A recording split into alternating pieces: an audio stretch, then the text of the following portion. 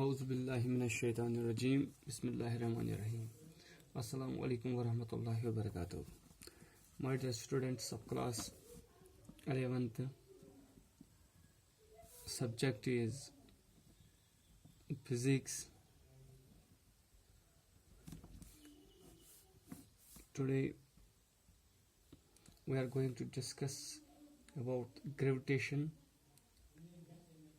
Today we are going to discuss the Newton's laws of gravitation.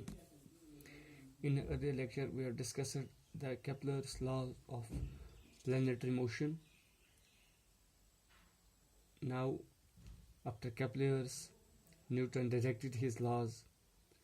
He used the Kepler's laws and get the standard laws or fundamental laws on gravitation, which is known as Newton's law of gravitation. So today our topic is Newton's law of gravitation. Newton's law of gravitation. What Newton says about gravitation?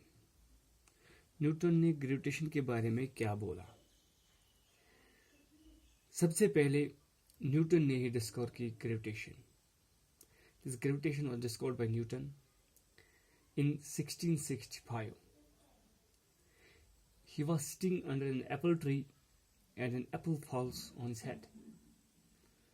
तो Newton उस वक्त Apple tree के नीचे बैठा था और ऊपर Apple tree से एक एप्पल गिरा, वो ग्राउंड पे गिर गया. तो न्यूटन उस वक्त ये सोचने पे मजबूर हो गया कि ये एप्पल आखिर नीचे क्यों गिर गया, ये ऊपर की ओर क्यों नहीं चला गया. What is the reason that this apple falls on the ground? It does not go upward direction.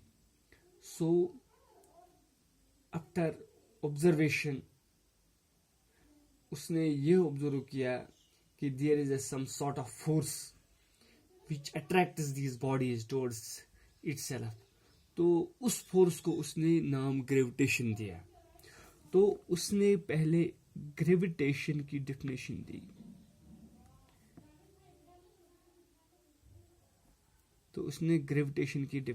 उसने क्या कहा? इसने कहा gravitation is name given to the force of attraction between any two bodies of the universe. उसने कहा कि gravitation जो है ये एक वो फोर्स ऑफ अट्रैक्शन है जो किसी भी दो बॉडीज के दरमियान, जो यूनिवर्स में बॉडीज हैं उनके दरमियान पाया जाता है. तो ग्रेविटेशन की डेफिनेशन उन्होंने बताई. It is the name given to the force of attraction between any two bodies in the universe. कोई भी दो बॉडीज यूनिवर्स में हो तो वो दो बॉडीज एक दूसरे को अट्रैक्ट करती है, एक दूसरे को अपनी ओर खींचती है. तो उस फोर्स को उसने नाम ग्रेविटेशन दिया. तो न्यूटन ने 1665 में इस ग्रेविटेशन को डिस्कवर किया.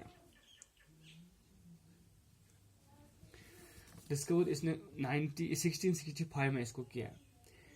अगरचे हमारे पास फोर जो फंडामेंटल फोर्सेस हैं उनमें से अगर ग्रेविटेशनल फोर्स जो वीक हैं, लेकिन इसकी इंपॉर्टेंस बहुत ज्यादा है.